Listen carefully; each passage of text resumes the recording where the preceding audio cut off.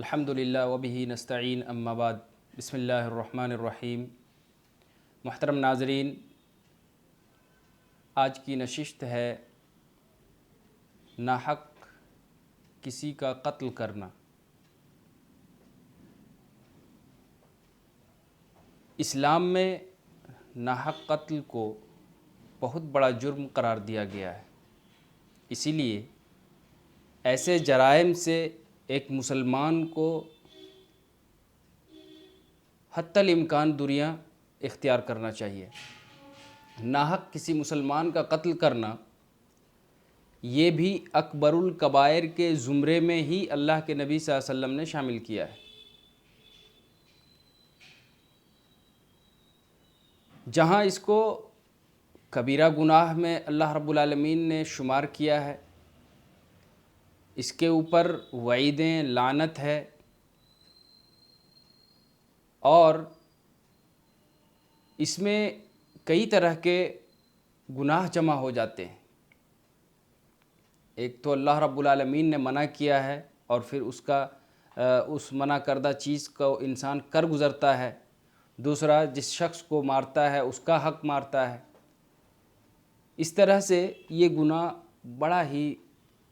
بہت بڑا جرم ہے۔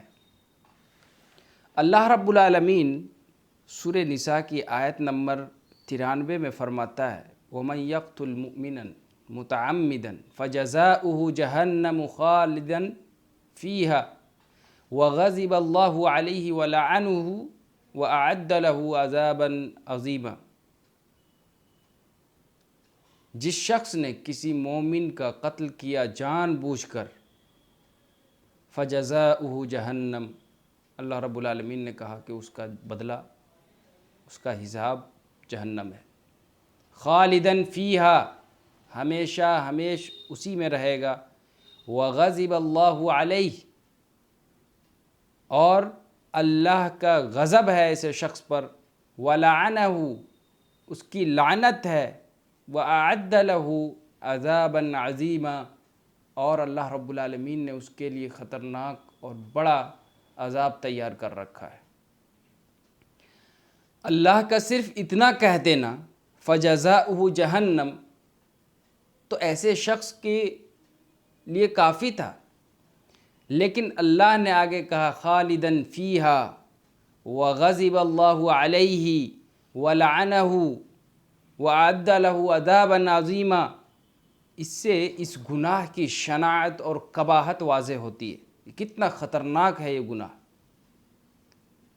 اور پھر اللہ تعالیٰ سورہ مائدہ آیت نمبر 32 میں بھی فرماتا ہے من قتل نفسا بغیر نفس او فساد فی الارض فکأنما قتل الناس جميعا۔ کتنا خطرناک ہے یہ گناہ، دیکھیے اللہ کہتا ہے جس نے کسی ایک نفس کو، کسی ایک جان کو مارا، بغیر نفس، بغیر کسی عذر کے، بغیر کسی بدلے کے، او فساد فی الارض، یا زمین میں فساد پھیلانے کی غرض سے، فکأنما قتل الناس جميعا، تو گویا کہ اس نے ایک انسان کو نہیں بلکہ پوری انسانیت کو اس نے قتل کر دیا۔ اور پھر اللہ سورہ تکویر 30ویں پارے میں آیت نمبر 9-8 میں فرماتا ہے وَإِذَا الْمَوْءُودَةُ سُئِلَتْ بِأَيِّ ذَنبٍ قُتِلَتْ۔ اللہ کہتا ہے کہ قیامت کے دن اللہ تعالیٰ ان بچوں سے یا ان بچیوں سے پوچھے گا، کن سے؟ جو زندہ درگور کر دیے گئے، جنہیں زندہ دفن کر دیا گیا، کہ اللہ پوچھے گا بِأَيِّ ذَنبٍ، وہ بچہ پوچھے گا، سوال کرے گا بِأَيِّ ذَنبٍ قُتِلَتْ، کہ کس گناہ کی پاداش میں ہمیں قتل کیا گیا تھا۔ یہ قرآن کی 3 آیتیں، ان سے ہمیں یہ واضح ہو جاتا ہے کہ اس گناہ کی قباحت کتنی ہے، شناعت کتنی ہے، خطرناکی کتنی ہے، کہ اگر کوئی شخص جان بوجھ کر کے کسی مومن، کسی مسلمان کا قتل کرتا ہے تو اس کا ٹھکانہ ہمیشہ کے لیے جہنم ہے۔ اللہ کے نبی صلی اللہ علیہ وسلم سے پوچھا گیا، اور اللہ کے نبی نے جو اس سے پہلے درس میں آپ کے سامنے پیش کیا گیا، اس میں بھی یہ حدیث آئی، اجتنبوا السبع الموبقات، 7 ہلاک کرنے والی چیزوں سے بچو، جن میں سے ایک جو ذکر ہو چکا، اور دوسرا قتل النفس التی حرم اللہ، ایسے نفس کا قتل کرنا جس کو قتل کرنا اللہ رب العالمین نے حرام قرار دیا تھا۔ اس حدیث کو بخاری میں روایت کیا گیا ہے 2766 میں۔ اور پھر اللہ کے نبی صلی اللہ علیہ وسلم سے پوچھا گیا ایُّ الذنب اعظم، اے اللہ کے نبی بتائیے کہ کون سا گناہ ہے جو سب سے خطرناک اور سب سے بڑا ہے؟ آپ نے فرمایا ان تجعل للہ ندا وہو خلقک، کہ اللہ رب العالمین کے ساتھ کسی کو شریک بنانا جبکہ اس نے تمہیں پیدا کیا۔ پوچھنے والے نے پھر پوچھا ثم ایو، پھر کون سا؟ آپ نے فرمایا ان تقتل ولدک خشیۃ ان یطعم معک، کہ اپنی اولاد کو اس ڈر سے قتل کر دینا کہ وہ تمہارے ساتھ بیٹھ کر کے کھانا کھائے گا۔ اس حدیث کو بھی امام بخاری نے اپنی کتاب میں 4477 میں نقل کیا ہے۔ خطرناک ہے یہ گناہ۔ اسی طریقے سے اللہ کے نبی نے فرمایا اذا التقى المسلمان بسیفیہما فالقاتل والمقتول فی النار، صحیح مسلم کی روایت میں 2888 کی یہ روایت ہے، جس میں اللہ کے نبی کہہ رہے ہیں کہ جب 2 مسلمان تلوار لے کر کے بھڑ جائیں، آپس میں لڑائی جھگڑا کر لے، فالقاتل والمقتول، تو قاتل اور مقتول دونوں جہنمی ہیں۔ صحابہ کرام نے عرض کیا اللہ کے نبی، قاتل کا تو سمجھ میں آ رہا ہے کیونکہ اس نے ایک مسلمان کا قتل کیا اس لیے وہ جہنم میں جا رہا ہے، لیکن مقتول جو بیچارہ قتل ہوا ہے اس کی کیا غلطی ہے؟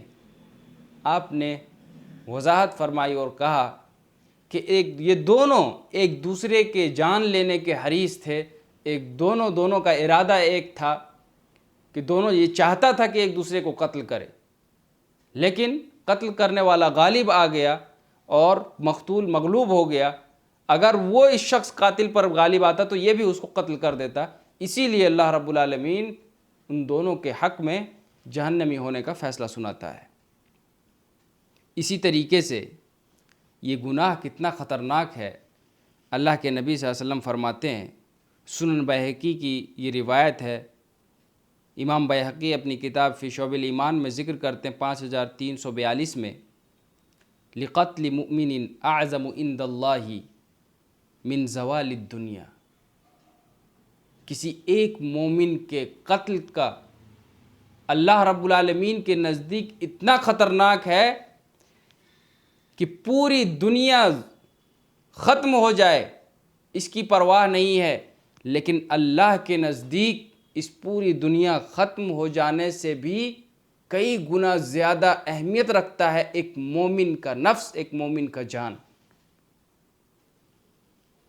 اسی طریقے سے قیامت کے دن جو سب سے پہلا فیصلہ ہوگا انسانوں کے درمیان حقوق العباد کے تعلق سے، تو وہ یہ دماء، خون کے تعلق سے ہوگا۔ اللہ کے نبی فرماتے ہیں اول ما یقضی بین الناس فی الدماء، صحیح بخاری کی کتاب الدیات میں حدیث نمبر 6864 میں یہ روایت ہے کہ قیامت کے دن لوگوں کے درمیان سب سے پہلا جو حساب و کتاب ہوگا، سوال و جواب ہوگا، وہ خون کے متعلق ہوگا۔ اور پھر آگے اللہ کے نبی صلی اللہ علیہ وسلم کہتے ہیں، جیسا کہ ابھی تمہید میں بتایا گیا، کہ یہ قتل النفس جو ہے، ناحق کسی کا قتل کرنا، یہ اکبر الکبائر کے درجے میں اللہ کے نبی صلی اللہ علیہ وسلم نے اسے داخل کیا ہے۔ صحابہ کرام کو کہا اللہ کے نبی نے، عبداللہ بن عمرو رضی اللہ تعالیٰ عنہ سے روایت ہے، آپ نے فرمایا اکبر الکبائر الاشراک باللہ،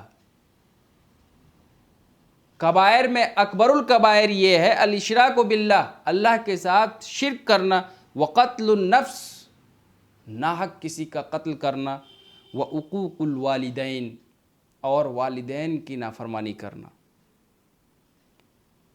یہ حدیث بخاری کی ہے، کتاب الایمان والنذر کی حدیث نمبر 6675 میں یہ حدیث موجود ہے۔ اور پھر آگے اللہ کے نبی نے فرمایا ما من نفس تقتل ظلما الا كان على ابن آدم الاول كفل من دمها لانه اول من سن سن القتل، صحیح بخاری کی روایت ہے، بخاری مسلم میں بھی دونوں حدیثوں کی کتابوں میں یہ حدیث موجود ہے، صحیح بخاری کے 3335 میں اور صحیح مسلم کے 1677 میں یہ حدیث موجود ہے۔ اس کا مطلب یہ ہے، اس کی قباحت اتنی ہے، دیکھیے کہ اگر کوئی شخص، کسی ایک شخص کا ظلماً قتل کیا جاتا ہے تو آدم علیہ السلام کے پہلے بیٹے قابیل کے نام پر اس گناہ کا ایک حصہ اسے پہنچتا ہے۔ کیوں؟ لِأَنَّهُ أَوَّلُ مَنْ سَنَّ الْقَتْلِ، کیونکہ وہی آدمی ہے جس نے اس دنیا کے اندر قتل کا ایجاد کیا۔ پتہ چلتا ہے کہ اگر ہم سے بھی، آپ سے بھی، کسی سے بھی یہ گناہ سرزد ہوتا ہے اور ہمارے بعد اگر کوئی شخص کرتا ہے تو ہمارے بعد جو کریں گے اس کا ایک گناہ کا حصہ ہمارے حق میں بھی آئے گا، اور پھر اسی طریقے سے آدم علیہ السلام کے بیٹے تک یہ گناہ پہنچتا ہے۔ بڑی خطرناک ہے یہ گناہ، اس لیے ہر شخص کو بچنا چاہیے اس گناہ سے۔ آخر کے جو روایت ہے، اللہ کے نبی صلی اللہ علیہ وسلم نے فرمایا کل ذنب عسى الله ان يغفره الا الرجل يموت كافرا او الرجل يقتل مؤمنا متعمدا، اخرجہ ابو داؤد۔ اس حدیث کو امام ابو داؤد نے اپنی کتاب کے حدیث نمبر 4270 میں نقل کیا ہے۔ مطلب یہ ہے کہ اللہ رب العالمین امید ہے کہ ہر گناہ کو معاف کر دے، امید ہے کہ اللہ ہر گناہ کو معاف کر دے، الا الرجل یموت کافرا، سوائے وہ آدمی جو کفر کی حالت میں وفات پایا ہو، او الرجل یقتل مؤمنا متعمدا، یا ایسا آدمی جس نے کسی مومن بندے کو جان بوجھ کر کے قتل کیا ہوگا۔ اور آخری حدیث سن کر کے ہم اپنی بات کو ختم کریں گے۔ حضرت ابو ہریرہ رضی اللہ تعالیٰ عنہ راوی حدیث بیان کرتے ہیں، اللہ کے نبی نے فرمایا من قتل معاہدا لہ ذمۃ اللہ و ذمۃ رسولہ لم یرح رائحۃ الجنہ وان ریحھا لیوجد من مسیرۃ 70 عاما۔ سنن ترمذی کی حدیث نمبر 1403 اور سنن ابن ماجہ کی حدیث نمبر 2687 ہے۔ مطلب یہ ہے کہ جس کسی شخص نے بھی کسی ذمی آدمی کو قتل کیا ہوگا، جس کا ذمہ دار خود اللہ رب العالمین اور اس کے رسول تھے، تو ایسا شخص کبھی بھی جنت کا خوشبو تک نہیں سونگھ پائے گا، جبکہ جنت کی خوشبو 40 سال کی مسافت سے بھی محسوس کیا جا سکتا ہے۔ مطلب کیا ہے؟ ذمی ایسے شخص کو بولتے ہیں جو اسلامی کنٹری میں اپنا دارالحرب کو چھوڑ کر کے دارالامان میں آ کر کے ٹیکس ادا کر کے اور پورے قانونی طور پر وہ رہ رہا ہو اور ٹیکس ادا کر رہا ہو وہ غیر مسلم، ہو وہ کافر، ہو وہ اللہ کا نافرمان، ہو وہ مشرک، لیکن اور رہ رہا ہو مسلمانوں کے شہر میں، خلیفۃ المسلمین کے ماتحت میں، پھر بھی ہم اسے چھو نہیں سکتے ہیں، پھر بھی ہم اسے نہیں مار سکتے ہیں، جو یہ حدیث سے یہ دلیل ہے یہ حدیث۔ اور اگر کوئی شخص آگے بڑھ کر کے اس شخص کو قتل کرتا ہے تو اللہ کے نزدیک بڑا ہی خطرناک گناہ ہے، اس کے رسول کے نزدیک بڑا ہی خطرناک گناہ ہے۔ اللہ کے نبی نے فرما دیا کہ ایسا شخص جنت کا خوشبو نہیں پا سکتا ہے، جبکہ جنت کی خوشبو 40 سال کی مسافت سے محسوس کی جا سکتی ہے۔ پوری حدیث اور آیتوں سے واضح ہوتا ہے کہ کسی بھی شخص کا جان بوجھ کر کے قتل کرنا یہ بڑا ہی خطرناک جرم ہے۔ شرک باللہ کے بعد سب سے خطرناک گناہ کسی مومن کا، کسی مسلمان کا جان بوجھ کر کے قتل کرنا ہے۔ اب اس کے مزید بہت سارے اور احکامات ہیں، لیکن یہ موضوع طول طویل ہوگا، اس لیے انہی باتوں پر اپنی بات کو ختم کرتے ہیں۔ اللہ رب العالمین سے دعا ہے پروردگار عالم ہم تمام لوگوں کو سنی ہوئی باتوں پر عمل کی توفیق عطا فرمائے، اور ایسے جرائم سے، ایسے گناہ سے جو کبیرہ گناہ ہیں اللہ ان تمام سے ہم تمام کو محفوظ رکھے۔ آمین، واخر دعوانا الحمدللہ رب العالمین۔